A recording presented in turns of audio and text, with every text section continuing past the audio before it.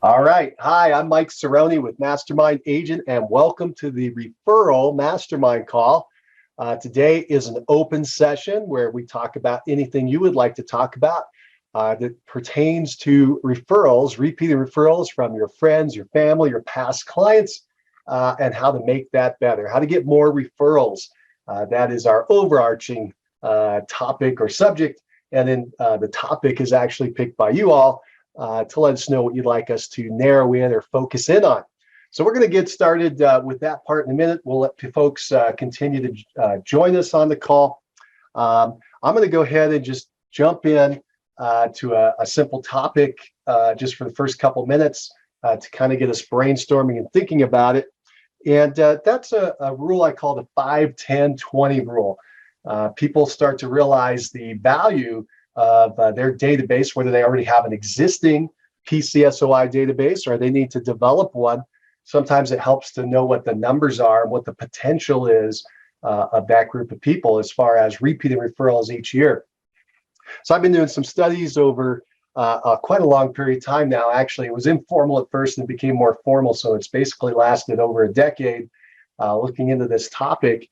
And what I've found out is, of course, all the top agents are their core, their number one source of business is repeating referrals. So that does not change the volume level you go up to. It's just that you have more people in your database and therefore more business that you're working.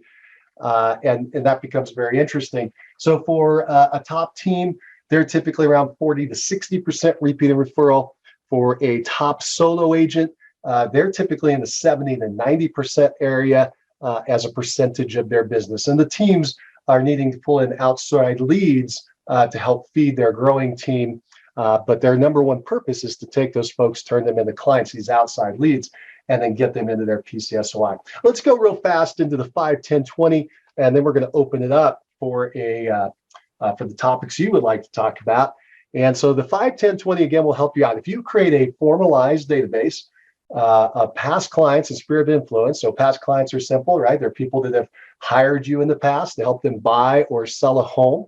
And then we've got the SOI, the sphere of influence. That's where people can make a mistake. You want to be kind of critical on that list. What I mean by that is you want to make sure that the people that are in your SOI, they pass what I call the SOI test. And the SOI test is pretty simple. What that is that if you are just imagining yourself walking in the grocery store and you're walking down the aisle and the other person's walking up the aisle and you see each other, the first thing would be that you would recognize each other. Second, you would know each other's names. And third, you could strike up a conversation. If that's true, that person belongs in your SOI. They are a potential referral source for you, and or they could even hire you. And so they should be on your PCSOI list. You should be developing that relationship to make sure that those people know and remember that you're in real estate. Because again, you don't know the day they're going to wake up and their boss tells them that they're going to get relocated, or they have a baby on the way, or a wedding, or a funeral, or whatever the situation is, that they have a need for real estate. So that's the list. Once you have the list, here's the 5-10-20 that's pretty cool. So if you have a list and you start to work the list, even if you're not very good at it, and I talk to people in this category, they're not consistent, their marketing isn't the best, they don't have any good offers or call to actions, but they are taking action in that they at least have created the list and they're sending out something, often sporadically, but they're doing something. When you start to look at them, they kind of fall out in about 5% of their list is repeating and referring each year. And so that's why you hear people say, I get the most of my business from repeating referral. And then you start to ask them more specifics, and it's not as much as they would like, but they are getting some business from that. So that's the 5%.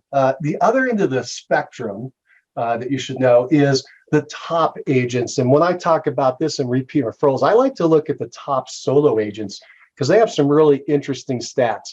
They're typically getting up to 20% of their list repeating and referring every year. And I want to clarify that it's every year, over and over and over again. That's not the same 20%. It's a different group of people on the list each time, although they usually have a top 10 or top 20 people that send a massive amount of referrals. However, it is a variety of people on that list that are sending each year. And the result, though, is about 20% of their list is turning over each year and turning into a repeated referral. And so I know a lot of people, they come in saying 18, 19, 20%, 20, 21, 23. For instance, we've got, name just flew out of my head. But I was thinking of one of our agents we just recently talked to, Monica Angelis. She did 162 closings last year as a solo agent. In her PCSOI, she hit 23%, and what I call a repeat referral productivity percentage. So that's the number of people that are coming out of your list as a percentage of the total people in your list as far as closed transactions. So as an example, she hit 23%. So you can see there's kind of a group that's kind of gathered right around that 20%. These are the best of the best. This is really good. And this is what you should be shooting for. And it's a lot more than one person. Okay, for instance, I know one person who hit a 34% referral productivity percentage, but he's an oddball. He's an anomaly. I don't have anybody else up that high. By the way, it was a lot of transactions. It wasn't like he only did 3 closings or something. He had a list of 300 and he closed 103 transactions that year. So it was pretty incredible. But he, again, is kind of a unique individual. But I have a lot of people grouped around the 20 that are really good at this 20%. And so when you're looking at your list, you should be shooting for that 20%. Now we've kind of got the caps, the top and the bottom, right? 5% for the folks that aren't doing so well, but they have something going, and then 20% for the best. And so a lot of people are now shooting for the middle, right around saying, let's 10. And that should be a reasonable amount. If you're at 5%, you need to find out your number. You could double your closings out of referrals if you just get to 10, right? If you're at 10, you could double your closings if you can get to 20.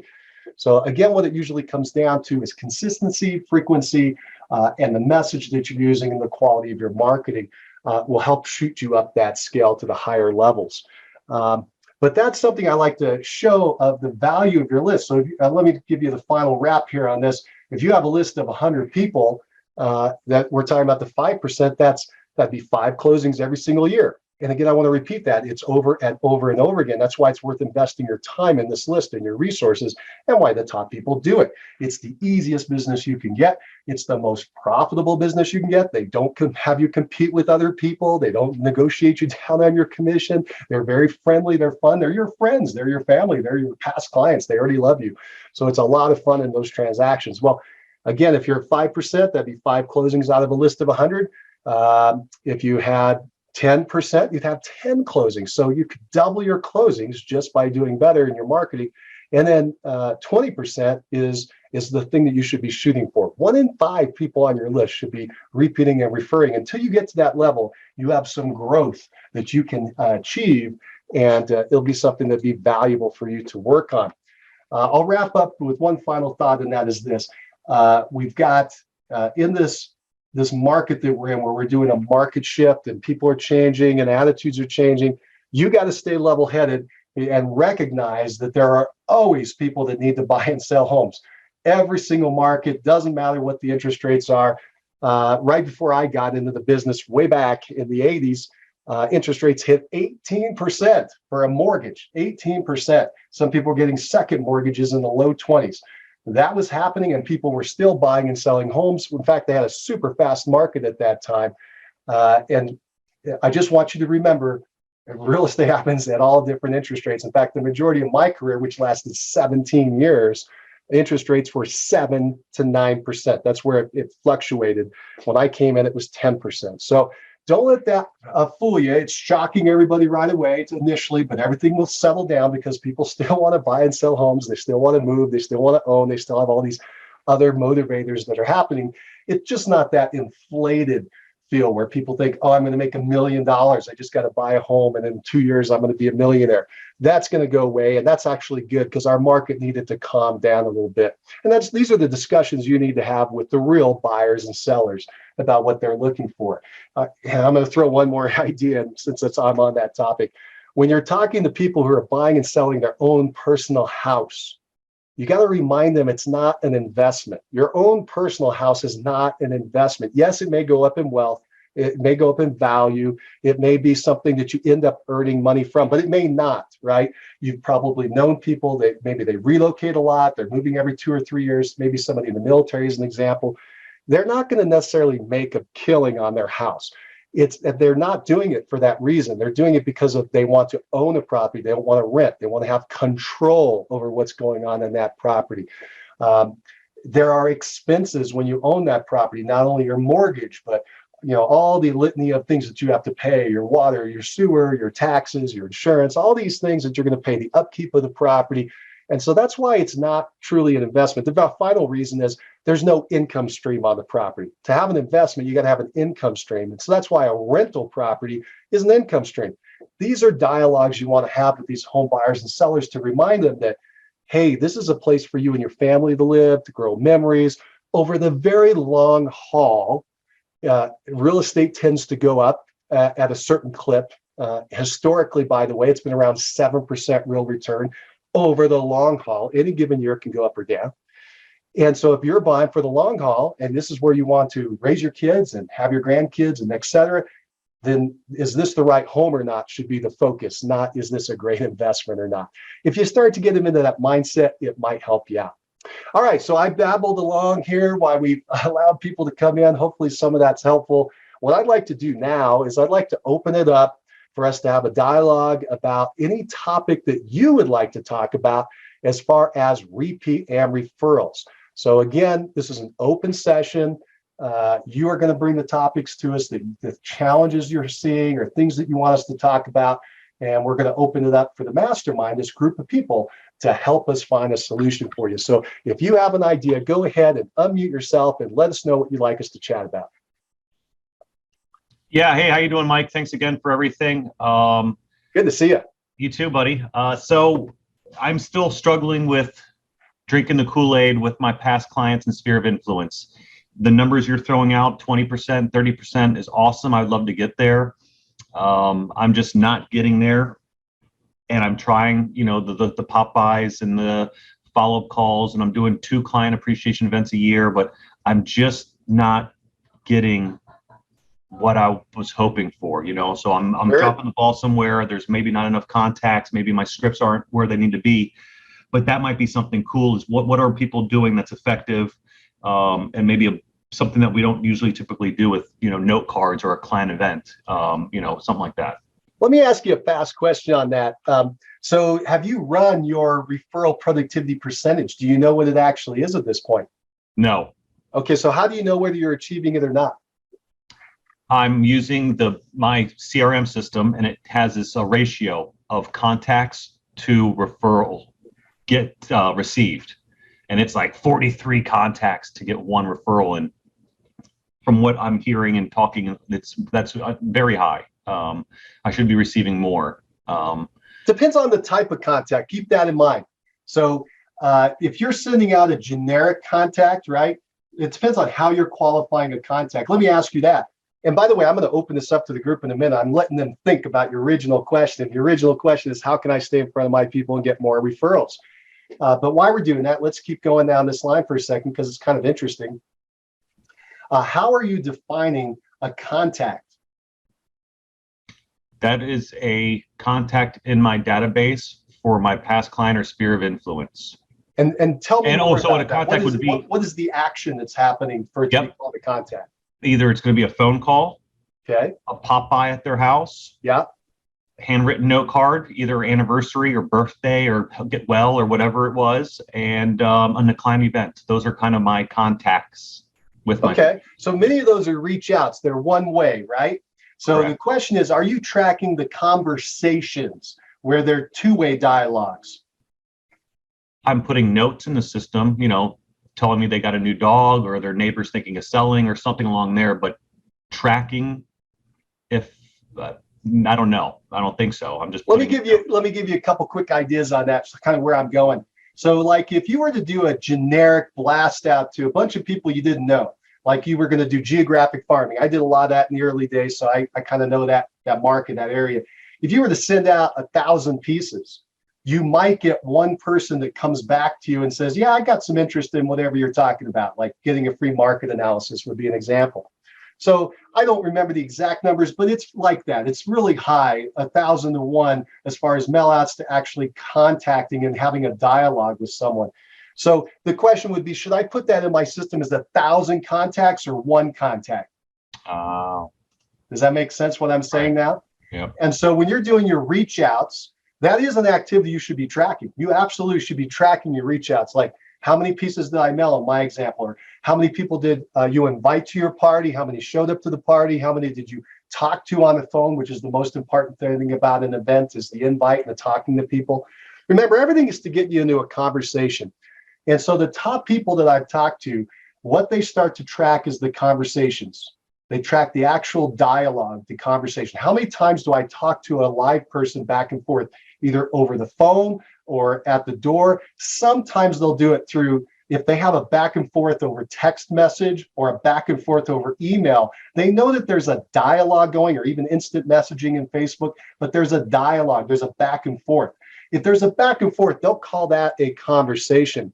But if it's a one-way set, like I send a thank you card, they'll track that. But unless another card comes back, that's not a dialogue or a conversation. Does that make sense? Yes. And let me give you the best example. I always forget names, but let me give you a guy down in Florida, Caleb Spears. We did an interview with Caleb, and it was really interesting. He's a young guy in his 20s. He was able to triple his business in 1 year. Tripled his business in 1 year. He went from 11 million in volume to 34, I think, million in volume, just over a triple. And the way he did it was he got tutored. I'll just tell you this. He got tutored by a really awesome top agent from Alaska. And trying to remember his name. I remember faces but not names. I'm terrible about that. But this guy came into his office. He moved from Alaska to Florida. He helped this kid out. He showed him to start tracking all his numbers, first of all, and he created a big giant spreadsheet. But what it boiled down to was a focus on one number, one metric. And that metric was conversations per day.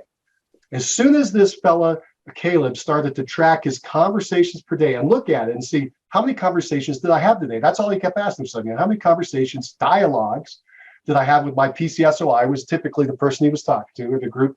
How many of those conversations do I have? And when you start to focus on that, he showed me on a graph. By the way, if you want, you should go check out his interview we did in Success Calls. Go to mastermindagent.com, and we do the Success Call interviews. They're there.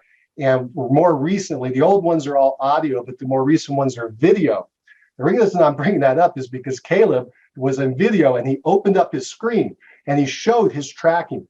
And he showed not only the tracking, but the graph of, hey, I made this many conversations this month, and boom, look at how my closings went up to like 2 months later, right? You could see the trend.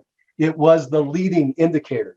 So there are all kinds of indicators we can track, leading indicators and lagging indicators. And the leading indicator is conversations. If you start tracking how many conversations you're going to have, you can't help but see the results in the business. So if your personality is such that you have a hard time getting into conversations, I understand that's usually, if you look at the disc, that's usually an S or a C. They're having a hard time.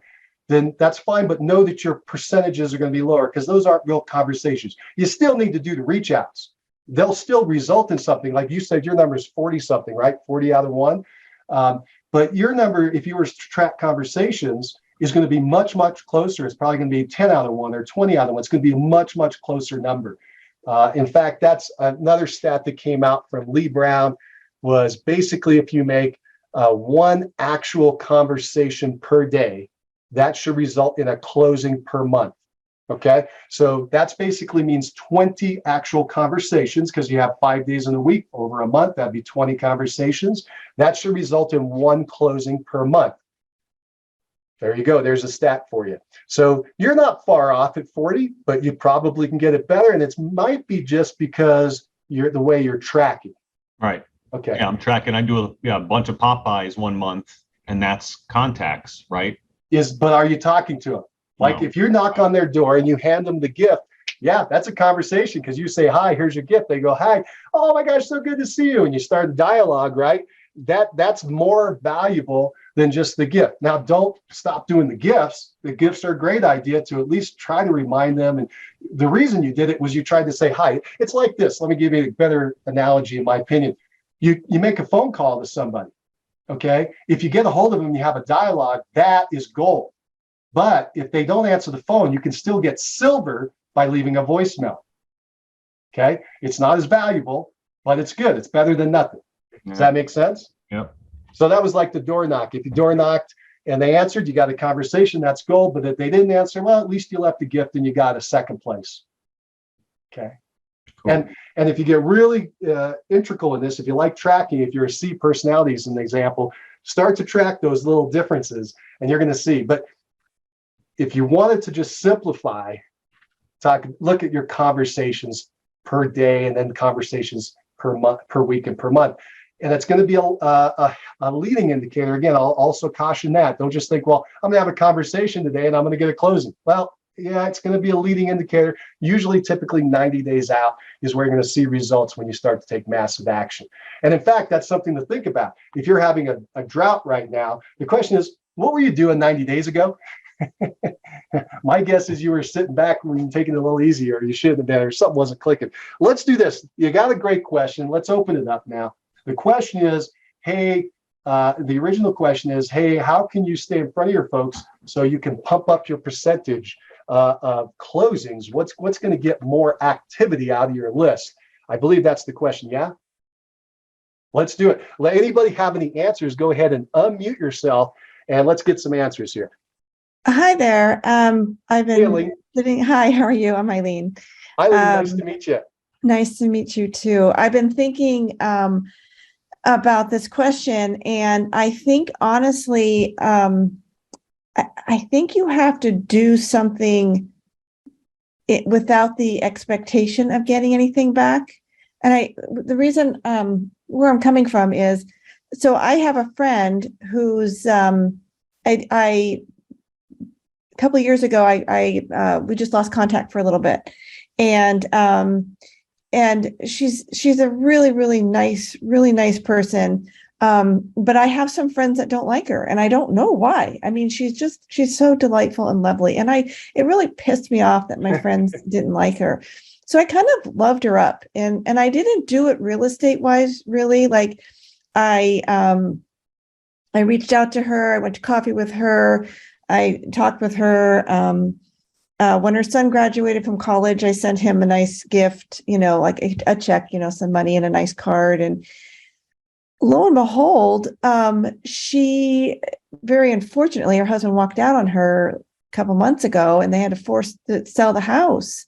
Oh boy. And she reached out to me. And I thought, holy cow, like, I thought back on everything. It's like, I didn't do anything to personally get her listing on, like I had to understand, like I knew like they were going to get divorced. Like I just was super nice to her and reached out to her and was just natural with her. And so it really got me open, like, holy cow, that got me a listing, a sad listing, because, but it just got me thinking about how to, in the future, how to deal with people is like, just do things naturally without expecting anything. I don't know if anyone else has had something that came out like that, but it just kind of really shocked me and happily shocked me and in a good way. Me, so. Yeah. Well, let's talk about that for just a quick second. Your experience, and try to break that down. Based on what we just talked about a minute ago, do you believe that you had built a deeper relationship with this lady because you had more conversations with her? Sure. Like she was my friend in the past. Like I said, we had just lost track. When you're raising kids and you're getting busy, you just don't see each other as often. But yes, I would say that definitely reaching out to her and having coffee with her and mailing her son a graduation present. And yeah, I do. Sure. So let's talk about that because it's a great example, right? And because it got to the result that we want in business. This is the hard part of this whole area, by the way. PCSOI is there are friends. A lot of time there are friends, but we're also talking business. So which one is it, and how do we approach it? And I think you bring up a great point, which is if you are friendly with everyone and you build that relationship and they know you're in real estate, that's the part that has to somehow drip in, then the relationship's going to build and they're not going to think of anybody else when they're ready to buy or sell. Right. Yeah. I've always had her on HomeBot. So she definitely knew, and again, being that she's been a friend of mine, she definitely knew I was in real estate. I just, it happened, I guess, so organically that I thought, I think we all make this so hard. Like we're going to go out and do 50 door knockings today, and we're going to do, and it's so cold calling, hard. prospecting approach. Sure. Yeah. And I just think that maybe just reach out to the people about real things, not like relationships. What the interest rate is today, or right. just now, like, this hey, is how a you really doing? Good point. Let me tell you that I asked the top agents this kind of question, right? I've talked to over 200 of the top teams, team leaders, and then probably about another 50 to 100 top solos. And I asked a question, do you have a script that you use to get referrals? And surprisingly to me, it's about 50-50. About 50% have a script and 50% have no script at all. They do it more naturally and organically. And you're following in that camp, right? That's what you're talking about. I want you to know they're both successful.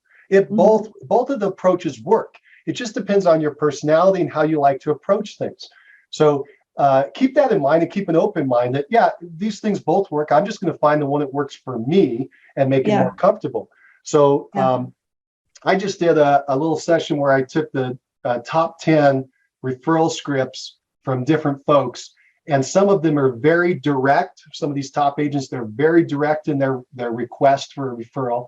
And some of them are so simple, like I keep mentioning Monica because she was on my mind lately. But Monica's the gal who sold 162 homes in 1 year as a solo, which is just insane, right? It's crazy. But interestingly about Monica, she does not like to make cold calls. She does not like to reach out. She doesn't even like to call her list. She loves to be in dialogue with them, though. So she figures out a way to get into dialogue. And once she's talking to them and these conversations that she's having, she talks about them and their needs and what's happening in their life. And all she does is do what I call a tag on at the end. And it's very light and very simple. She just says at the end, hey, by the way, if you ever need anything from me, I'm always available. By the way, if you ever need anything from me, I'm always available. And that results in a lot of business. Now, during the conversation, she was talking about them, right? Them and their kids and their experiences and what they did over the summer and what's happening in the upcoming year. So I think you bring a lot of value to what you're saying. What I would like you to think about it as a business person is, how did it come about structurally? Structurally happened because you reached out, you talked to this gal, you built that relationship deeper, you kept the relationship going, right? You said it faded, you kind of brought it back in. And one final thought that's neat with that approach is this: you can let your marketing remind them that you're in real estate. And when you get into dialogue, you talk about the personal things.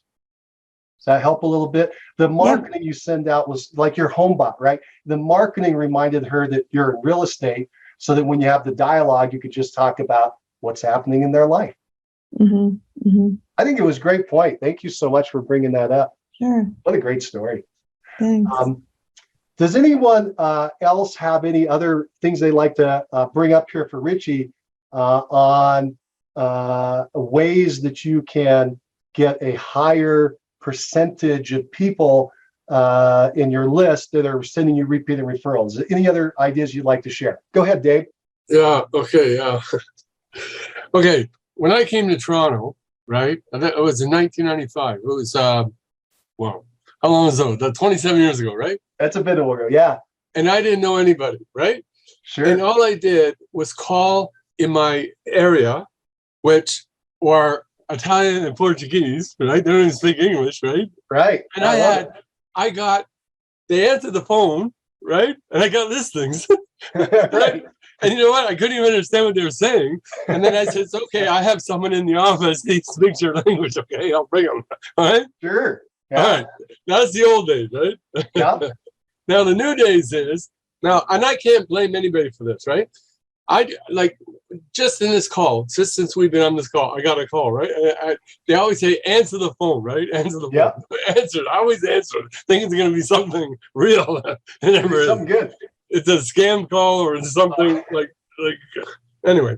So the point is, okay, things have changed, as we know, because of COVID, right? Okay. And things have also changed because of the whole world's gone crazy, right? So the number one response I would get when I would call somebody that I know, I would say, hi, this is Dave calling. They know who it is. They answer the phone. How you doing? Fine. And no matter what idea I offer them, they'll say, I'm okay. But you know what? I don't think they're going to say that anymore because I don't think anybody's okay anymore, right? Right? So it's frustrating because, okay, pick up the phone. Most people, okay, if I call 100 people, the biggest percentage don't answer the phone. That's the biggest. Sure. Do you leave a message when that happens? No, never. Okay. Well, no, I will. Okay. If it's an initial contact because, they call me first, then definitely not, right? But if it's someone I actually know, then I might say, that I called and you have a chance, give me a call back or something. Right? What's been the most successful thing for you, Dave, when you call to your people in your sphere, your past clients in sphere? What's been the most successful dialogue that you've started with? Well, I find out, okay. I sort of have a bit of a script, right? So I call, and it depends who I'm calling, right? If I'm calling somebody that's a buyer prospect, I'll say, this is Dave Brown calling. I'm calling from, I got to remember, I changed real estate companies, right? Home Life, right? And the reason I'm calling, I got the request you wanted for the information you wanted. And I'm going to send that out to you. Is that okay? And everybody says, yeah, well, that's great. And then I say, okay, listen, are you thinking I'm making a move in the next 3 to 6 months? And then I do a few other qualifying questions, okay? Now, depending on what they want to do first, they want to buy or they want to sell, I have an offer for them, okay? But the problem is today, if people as a seller, they don't know what to do anymore because nobody knows what to do because the interest rates are going up, the price is coming down. That's why they need an expert. That's why they need us. Yeah, They need an expert. That's what I like about it. That's what I like about it. They actually do need us, right? And that's a very good point. So I'm getting to the point where I'm going to say, you know what? The reason I called, I haven't talked for a while. Anything I can help you with, as you know, I do real estate, I do financing, I do whatever. And you might have a question that you might want to talk to a familiar voice, like a familiar person instead of a stranger. So I'm just going to throw it out to you. Are you okay? I'm actually going to ask that question. Are you going to okay? They're always saying before they're okay. And now I'm going to say, are you okay? And they're going to say, well, as a matter of fact, now that you brought it up, I want to ask you a couple of questions. Right? And I'd be happy to answer for, like, even if I'm not going to make a penny off it, I don't care. Just be helpful, right? And now let me just give one more example. I went to the church, right? I haven't been to church for a long time. And I talked to this one girl. Like, I talk to everybody all the time, just say hello. And this one girl, we started talking about real estate. And next thing you know, her boyfriend came, like, after like an hour, and he came in. And then a third person came in. I handed out cards to everybody. I'll probably get at least business from them sometime and referrals from them sometime because they were just happy that I was talking to them. I was open. I was helpful. I didn't ask for nothing. Right? Sure. So you're talking about getting into dialogue, which is what one of the themes we have today. And I agree with you. An interesting script that I'll go back to, which you just mentioned, is that you'll call up someone and you'll basically say, hey, I just want to know if there's anything I could do for you, if there's anything I could help you with. And then you guided them a little bit with, if you need any help with some real estate, like if you need to buy or sell, or you need to invest, you need to know about financing. By the way, if you do that, you can open up the topic, right? Do you need any help with your home insurance? Even though you don't do any of these things, you know people that do. So you say, hey, do you need anything with, are there any projects in your house, or you need repairs? Do you need a vendors list? What you're doing is you're offering your services. You're reminding them that you're their connection through real estate because of the topic. right? You're not talking about going to the movies, but you're talking about real estate. And that's a great way to open up the dialogue. So Dave, I appreciate you bringing that idea to us and that script to continue to focus here on Richie's idea. Let's go ahead and open up. Is there anyone else who has any ideas for Richie on how he can increase the number of people in his list, his PCSOI list, that will actually bring him a repeat referral? We're getting some great answers here. Anybody else? Okay. If you have it, go ahead and find that, unmute yourself, and go ahead and let us know what you're thinking.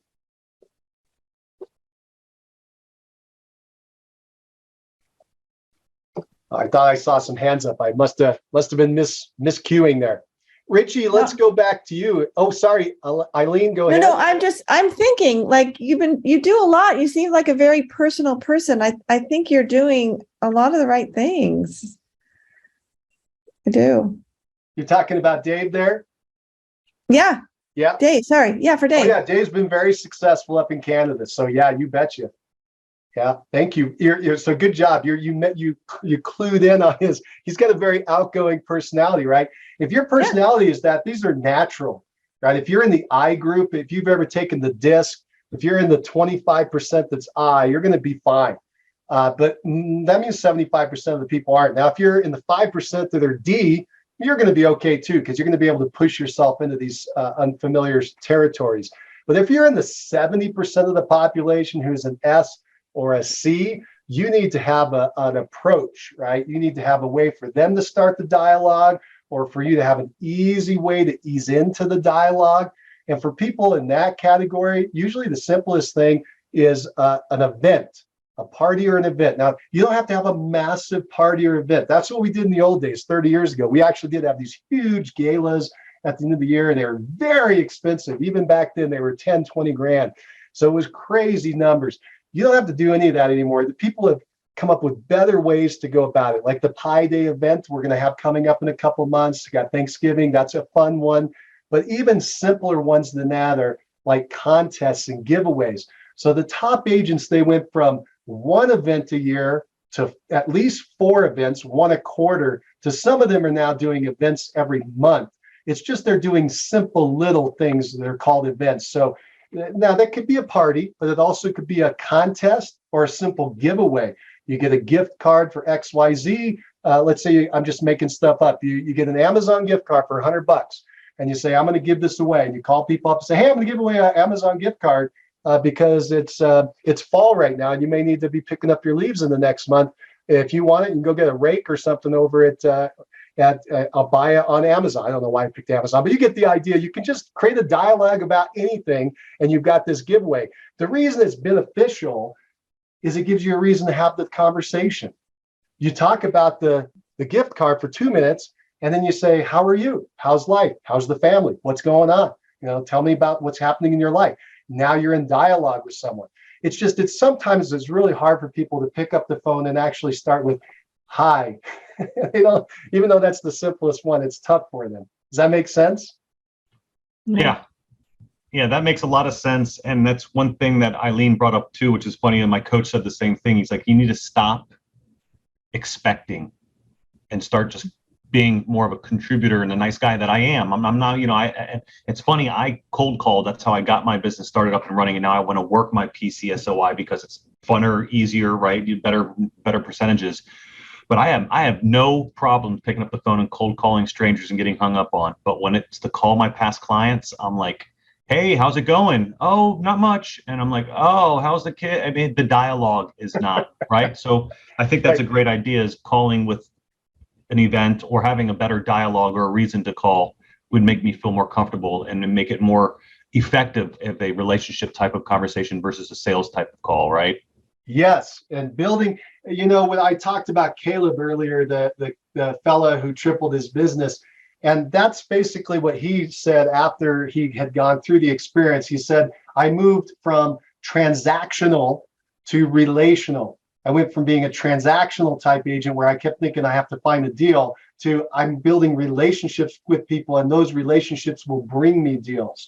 So it is a mind shift. The other thing I like that you pointed out, I was thinking about it earlier. I'm glad you said it. which is for someone who's been a prospector, that's how they've been getting their business. This seems foreign. This seems strange and weird. It doesn't make any sense because especially if you're a logical person, you want to go from A to B. And this goes from A to C to X and then Y, and then it comes back to B that you want. So it's a little more circumvent because you're thinking more outwardly in multiple directions. A network, if you picture a network with a bunch of little lines, you're maybe in the center and it's going out to all these contacts. That's the way you might want to start thinking about it. You're building a spider's web, right? You're the spider in the middle. It has bad connotation in the end, but you're a spider and you've got all these feelers out all around. You built a web out there to find out what's tickling. And the way you do that is through the conversations and the dialogues. You have been doing something you've mentioned, which is the pop buys. So the beauty of the pop buy is it's to open up a conversation. It's not to give the gift. It doesn't matter what the gift is. They might like it, they might not, they may throw it away. It doesn't matter. What it was to open the door, literally to open the door. So you start a dialogue and say, hey, how are you? How's the family? How's the house? How are things going here? So even though you want to keep those pop buys short because it's business and you want to move to the next one, if someone's getting into dialogue with you, you should run down the path with them, because the other thing that you've probably experienced in your lives is people aren't always forward. Especially if you're a forward kind of person, if you're a get to the point kind of person, a deep personality, it's very hard for you to understand that some people are not that way. In fact, if you're that way, 95% of the people are not. So they have a hard time coming to the point. And what they're trying to do is ease into the point with you. So they may be saying, oh yeah, tell me about your kids and tell me about your family. In the back of their mind, they're going, should I ask him about how much my home is worth? Yeah, should I ask him about that house down the street? But they don't want to come directly out with it yet. They want to connect with you. Another good example of that is the Pi Day giveaway. People say all the time to me who do it, they're like, I can't believe that Sally Jones traveled an hour and a half across town to pick up this $10 pie. And I always have to remind them, she didn't. It wasn't the pie. She wanted to connect with you again. It's the connection. It's the relationship. That's the thing you got to remember about this side of the business. It will multiply faster. It's going to be a higher probability, better stats in the end, but it's not something you can pinpoint. It's not something that's going to be immediate. Yeah, I hope that helps. What do you think? What does anybody think about that? Open it up. We got a great mastermind here. A lot of smart people. No, I think you're right. I think you're definitely hitting the nail on the head. I think we just have to get our minds out of it being a daunting, hard job and transform it into an everyday contacting people, but not as a contacting people, but just being yourself and just talking to people as you're walking down the street or in the grocery store, or if you need to make a phone call to them, fine. But you can say, oh, I saw you at the high school football game, just something, make it so much easier. What's that saying? Like lower your expectations, but not in a bad way. Like take the stress out by lowering your expectations and just go about it in a more natural way, I guess. Absolutely agree with you. And that's what's going to have more success. Well, that is a way to have a lot of success in this side of the business. I do want to say that there are people that I've talked to who are very business-like and have these very set scripts, and they go out and they're looking for that hunt or that kill, even in their PCSOI, and it can work for them. The only problem with that is after a while, there are a lot of people in their PCSOI who don't want to pick up the phone, right? Because they don't want to hear that request again. Do you know anybody thinking about buying and selling the next 30, 60, 90 days, whatever the question is? Again, it'll work, but then it starts to get fatigue. It gets old. And so that's why people have come up with these other ways to stay in front of them. Here's the biggest challenge. You know that a certain number of people in your PCSOI are going to wake up sometime in the next 12 months. Someday they're going to wake up and say, it's time to move for whatever the reason. They just, whatever happened to them, that's the day. And if you knew that day, That's the day you would call them up. Hey, how's it going? Have you thought about moving? And they're gonna be like, I don't know. How did you do that? I was just thinking about moving. That's incredible. But it's never going to happen that way. That's just not realistic.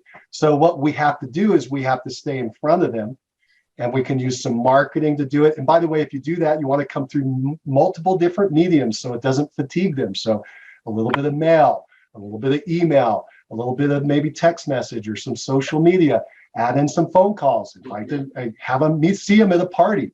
By the way, if you do a party or an event, only about 10 to 20% of the people will be involved in it, will accept.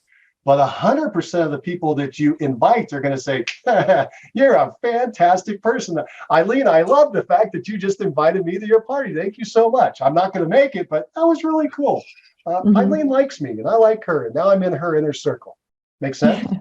Yeah. Yeah. All right, good. Any other thoughts here? What else do we got? Well, Dave, go ahead. just the psychology, right? I mean, you can't control people. You can't make them motivated if they're not motivated. All you can do is control your activities. Okay. Now, if you have a conversation, it's even 2 minutes, right? At least you have a contact. It was better than not picking up the phone at all, right? The other one is again, put the customer first. Always trying to help them and try to get them to talk. You want to get them to talk, right? How do you get them to talk, Dave? Ask questions. Ask questions. That's the key, everybody. Don't forget that. Just control the conversation, ask a question. Right. And the other one, if it gets into some kind of a conversation of possible future business or whatever, don't try and I'm terrible on this. I always try and sell on the phone, right? You don't sell on the phone, you just try and get an appointment. Correct. Even if it's only a Zoom. That's true. That's true. But you brought up some great points there. If you don't want to talk a lot, because if you do, you'll usually blow it. You should, in all these selling situations, all these in personality, all these relationship situations, forget about real estate, just your relationship. Like if you're a significant other, if you just keep blasting words at them, they're going to think, God, get away from me, right? So they want to get into a dialogue. And the best way to get into a dialogue is to ask a question. How are you? How's your day? What's happening? And then you want to use your proportion. You got one mouth and two ears, use them in proportion. You say a question and you listen. Okay. And that's how you're going to build the relationship. I'll give one more idea that you made me think of there for Richie's original question. And that is, when you get into these conversations, you got to have the dialogue back and forth. Richie was mentioning, from his background, he wants to get a piece of business right away. And I understand that. But you got to get out of that mindset. Instead, what you got to get into is the deposit mindset. The relationship is a piggy bank between you and them, and you're making a little deposit into that bank. And that bank is going to pay off. It's going to grow, it's going to develop, and it's going to pay off somewhere down the line where they are going to hire you. They're going to send a friend to you. Something's going to happen because you're building the relationship. The other way to think about it, if you want to think about it as a hardcore marketer, is you're buying mind share. Okay, mind share. Everybody has a list in their head of the top 3 things of whatever, like your top 3 top 3 soda pops that you like to drink, or your top 3 cars that you would like to drive, or your top 3 types of styles of houses that you like. Everybody's got a list. It typically is no more than 3, and they got to top something. Your best friend, but you may have second and third friend, right? You have some kind of list in your head. What you're trying to do is get yourself as a real estate agent onto their real estate agent list in their head and stay there. And if you can, move up to the top of that list so that when they think about real estate or their friend starts talking about real estate, you're the first name that they think of. That's why you got to do this frequency thing. Conversations build the deeper relationship. Have you ever found yourself referring your friend? Has anybody ever done that, right? Like your friend is a plumber, or your friend is a hairdresser, or your friend is in some business and they do a good job, and you're talking to someone and they mention hair. And you're like, you got to talk to Sam. Sam is an amazing hairdresser. He's phenomenal. You got to go to him. He does a great job. Have you ever caught yourself doing that and referring to somebody else? Mm-hmm. Yeah. How come? Because you know and like them. Exactly. You have a connection with them, a deep emotional connection. And then the logic came out to refer them. That's what you want to build with these people in your group, because some of them you already have that with, and some of you don't yet. In this list, you're going to have a top 10 referrer group, right? And it's usually the people you have the deepest connection with, right? Like your best friend in the group is hopefully your best friend is on the list, and your best friend is probably going to refer you. It's just going to happen. They're going to say, oh man, you know who you need to use for real estate? Alex. Alex is phenomenal. You need to call Alex. Alex knows everything there is. By the way, he's a good friend of mine. He's going to take really good care of you, right? You go down the line. That's how the referral is going to come over. All right, what else do we got? Any other ideas? We got another 8 minutes. Yeah, I got. Hi, Hey, Alex. Mike. Yeah, hi. I've been following you for a while, Mike, and I appreciate it. You know, I'm new to the business. This is kind of like my second career. Welcome. So my sphere is large, right? I was in the medical diagnostics for 30 years. So I got a big group there. I hired a lot of people. So I'm kind of focusing on that sphere, right? So I'm also using social media. So, and I have a weekly newsletter. So people know I'm trying to get, people to know that I'm out there in real estate. I just got a call today saying, I know somebody's going to buy in, at next year sometime. Can you help them out? So things are coming that way. It's not as fast as I would like, but that's just me, right? Right now I have a client around the corner. She's downsizing. She's moving out of the area. She goes, I've been living in my neighborhood for 3 years. And she goes, I know you're in real estate. She knocked on my door one day and I wasn't going to answer because, we get vendors call and my dog was barking. So I said, I better see who it is. It was my neighbor. And she says, I want to sell. I'm going to sell my home here. I'm moving to back to New Orleans. So all of these connections are starting to realize that I'm in real estate and they're starting to knock on my door, which is what I want, right? That's what I've been building for the last couple of years. I've only been there for 3 years. So I'm new. How are you doing that, Alex? How are you getting the word out that you're the real estate guy? What are you doing? So I'm making phone calls, but not as many as I would, that I need to. I talk to friends and they say, you know what? I don't like cold calls. Even my wife tells me, she's in real estate too, off and on. And she goes, Alex, why are you cold calling? And I said, well, that's how you get business. At least that's what I'm thinking. But I'm trying different avenues. But it's all about, like you say, it's communication to let you know you're in the business, to get your name out there. And now I think my name is starting to grow. And I work for a broker who's known, right? He used to play in the NFL years ago. I don't know if you know the name Vince Ferragamo. So he's an old friend, and so I hooked up with him a few years ago. So I'm it's all of those relationships that are starting to come to fruition now. So you hooked up with an old friend that you had a relationship with to go into business together, yeah? Yeah. And that's the way everybody thinks, right? I'd rather do business with my friend than a stranger. Why? Because the friend is going to take care of me. The friend's not going to burn me. The friend is going to take care of me. And that's, by the way, that's the whole big picture is how can I get into the friend zone? That sounds weird, but how can I get in the friend zone? How can I make sure I'm there? And not just the friend zone, but the close friend zone. How can I be thought of as a family member? These are the more of the questions you need to be thinking about. Like if your brother, I'm trying to think of other industries. If your brother is an insurance salesman, okay, and you need insurance, who you calling first?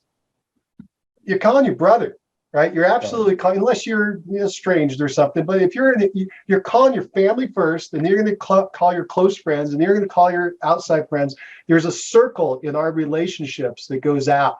And what you're trying to do is take the people in your PCSI in their mind, move you from the outside of the circle to as close to the middle of the circle as possible. And the way you do that is build deeper relationships. And Eileen mentioned that as a thing that she did to make that happen. And it was purposeful and unpurposeful at the same time. But we can learn from it as a business move, okay? Again, I want you to also remember all the things we're talking about, they're done with the best of intentions. We're not trying to burn anybody. We're not trying to hurt anybody. We're not trying to trick anybody.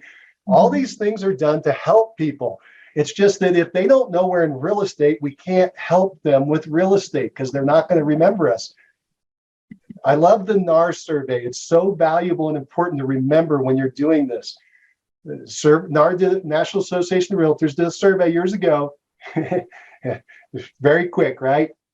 They asked a series of questions to people. I'm sorry, my dog's going. All right. So they asked a series of questions from people and who had just done a real estate transaction within the last 12 months. I'm sorry. That's probably distracting. No, it's not. I mean, I have dogs. Doesn't bother me. Sorry about that. He saw a squirrel or something and he goes nuts. He's kind of having a little fun there. All right. So this National Association of Realtors survey is very interesting if you haven't heard of it. Basically, they went out and talked to people who had closed a transaction in the last 12 months with a realtor, and they asked them a series of questions. One of the questions was, were you happy with your experience with the realtor? Majority of them said absolutely. The next question was, hey, would you hire that agent to help you again? 84% said yes. So we are doing a phenomenal job when we're in the trenches. The follow-up question after that was, okay, please name your agent. Only 11% could name their agent. Only 11% could say the name of their agent. 1 in 10. 9 out of 10 couldn't remember the name of their agent, and they just closed the deal within the last 12 months. So my point that you need to remember about that is even the people you just had a close relationship with and helped them buy or sell a home, this very important thing in their life where you were together for 30 days or 60 days or whatever it was, they forgot. They forgot your name. And it's not their fault. It was the agent's fault for not staying in touch. For instance, name the person you bought your last car from. Name the salesperson. It was extremely important to them that it happened, but you probably can't remember them. You may remember their face. You remember you felt good or bad about the situation, but you can't remember their name. That's because they're not marketing to you. I'm trying to remember the guy's name, Joe something or another. Years ago, he was the #1 car salesman in the world, selling thousands and thousands of homes. He was doing what we're talking about. He created a network and he started marketing people and making sure they remembered he was the guy to buy cars from. He actually took that step of marketing to people and making sure that he created a network of people that remembered who he is. All right, so let's do this. We'll try to wrap it up in the last, we've got a minute. Anybody else have an idea on how we can do better? But let me go back to Alex though. Alex, because you're new in the business and I want to help you the most. Sorry, everybody else, but Alex needs a little shot in the arm here. What you're doing is proper. I want to point something out. You said, hey, I don't want to be the cold caller guy. I'm getting kickback from my wife and so forth. The difference between a reach out and a cold call is your approach. Okay, so a cold call is, hey, how you doing? My name's Mike. I'm with ABC Realty, and I just want to know if you want to buy or sell real estate in the next 90 days. Now, you want to buy? No. You want to sell? No. Are you going to do any investment property? No. All right, see you later. Goodbye. There's no relationship there, right, other than transactional. Whereas if you call up and you say, hi, this is Mike with ABC Realty, and I just want to see how you're doing today. How's things going? I just hadn't heard from you for a while. How's the house? Okay, if they're a past client, that's a great one. How's the house? How are the kids? How's the family? You don't have to talk about real estate at all. That's something I want you to keep in mind. If you can get your marketing to stay in front of them, you don't have to talk about real estate. Real estate is going to come up. They're going to eventually say, because people always say in a conference, if you say to somebody, how's work going? What's the next thing they're going to say to you? How's work going? Right? What do you think about that, Alex? Yeah, that's, that now that, their question is, how's the real estate market? Exactly. Yeah. And then you've opened up the dialogue and what's your answer, by the way, when they say, how's real estate? What should your answer always be? I think my answer is, Hey, Alex, how's the real estate market? It's good. Are you looking to sell? I wouldn't say that. I would say, well, it's looking good. It depends what side you're on, what you want to do.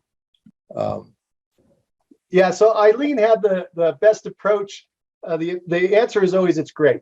By the way, it is, isn't it? It's always great for somebody.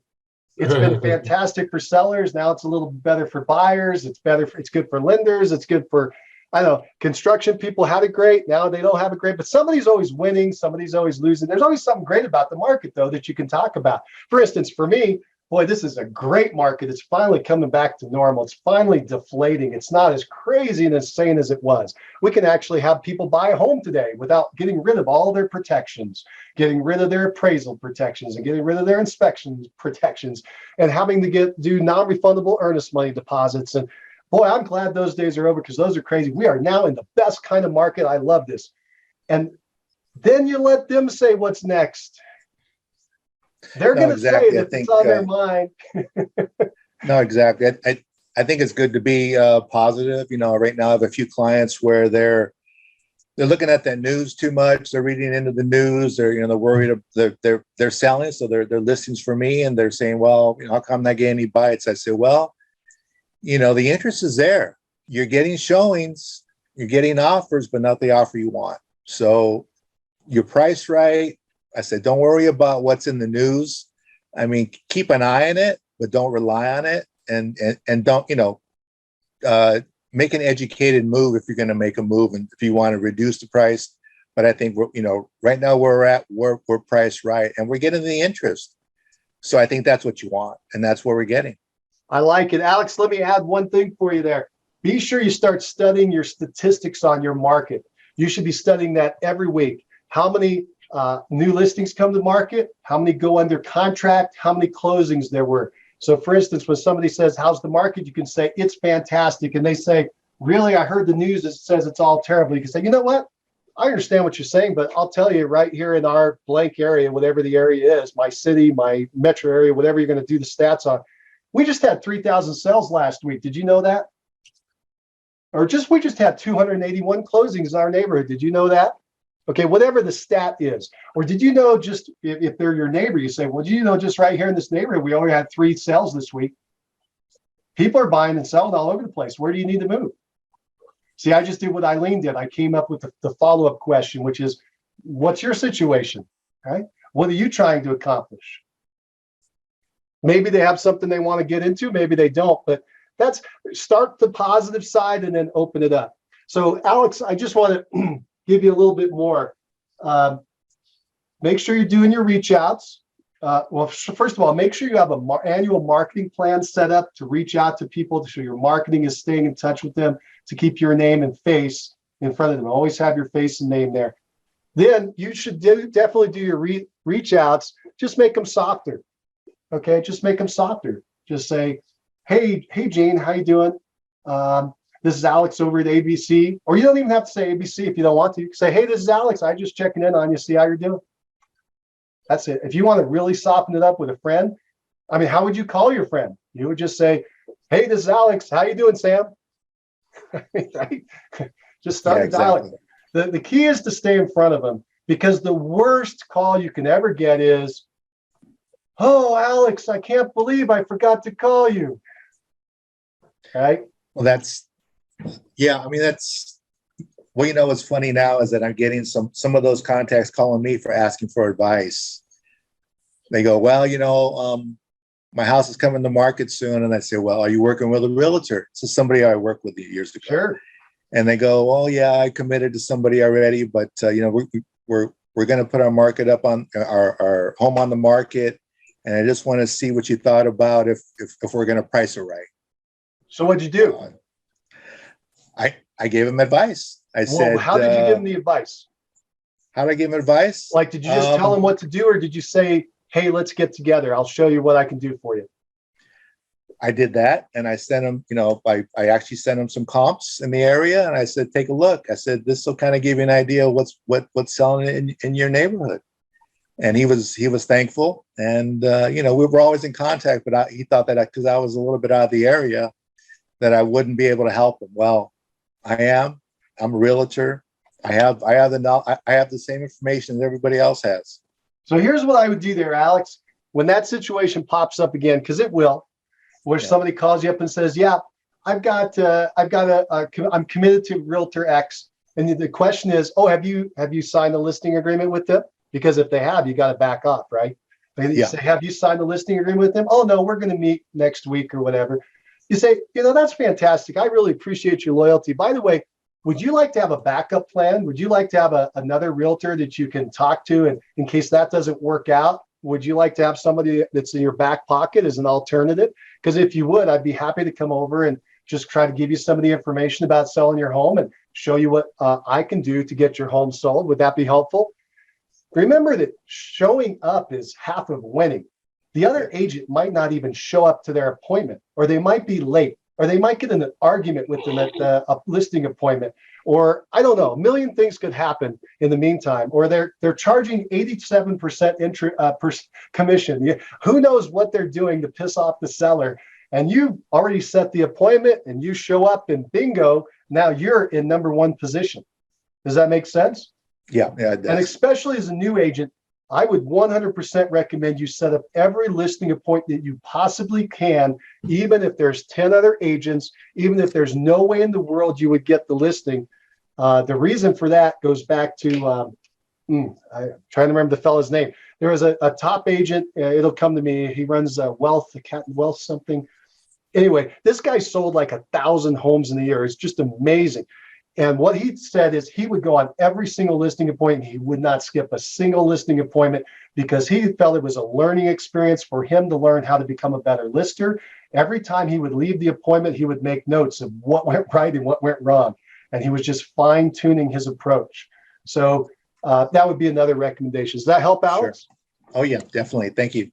You betcha. I really appreciate you bringing that up. I like your story in particular for one reason. You've told me you've had all this time to build a network. You have the most valuable asset in our business. That's these relationships. The only key now is to make sure that you create a formal marketing plan to stay out in front of them with some strong marketing, great offers, do it in a friendly way, and then create the conversations. Do you know how big your list is? Well, let's see, probably about 500 at least. That is a massive list. How many closings should you be having out of this list of 500? Maybe 50, I don't know. Yeah, so you should be having on the low end 5%. So 5% of 500 is 25 closings a year, 2 closings a month. Okay. And that's if you just did a so-so job, but you were doing it. If you got really good at it, start to dial it, you should easily get up to 10%, which would be 50 closings a year. That's amazing. That's 4 a month. Just from your list, if you were to really dive into this and master it, you could get up to 20%, which is 100 closings. The people on this call are salivating. They wish they were in your shoes. Okay. You're obviously a friendly guy, right? You got all these connections. Now you just have to make sure they know you're in real estate and you're staying in front of them, and things are going to happen. So I'm real excited for you. Do not step back from this. Don't hesitate. Continue down this path. If you have a true PCSOI list of 500, you are gold. You are gold. Keep working that to push all the other distractions out of the way. Don't listen to all the other bells and whistles and shiny objects and whatever. They're distractions. You don't need that. People are doing all that to get what you've got, which is the list of the 500. Does that make sense? Focus on that list and get really, really good at repeat and referral, and you're going to be a very happy man. Your wife's going to be really happy. She's going to be happy you're making those calls. You just take a little softer approach. It'll work out. Yeah. Okay? Oh, yeah. All right. Thank you. All right. I'm going to wrap up the call. I went over a little bit, 10 minutes. Thank you, everybody, for being here. Really appreciate it, and hope you got a little bit of value out of this. We're trying to record the call. I think it's going to be recorded. If it did, we'll put it up on YouTube if you want to hear about any of this or repeat any of it, what we talked about. You can get there by going to Mastermind Agent Network. That's where you would search when you go to YouTube. Or you could go into our Facebook Mastermind. It'll be posted there as well. and you can check this out. We'll be back next week, same time, same place. So as you're moving through your week, if you think of anything you'd like us to talk about as far as repeating referrals, please do that. And I want to thank everybody who participated today. So thank you, Richie, and thank you, Eileen, and thank you, Dave, and thank you, Alex, and everybody else that was with us to participate. All right, take care. Bye now. Thank you, Mike. You betcha.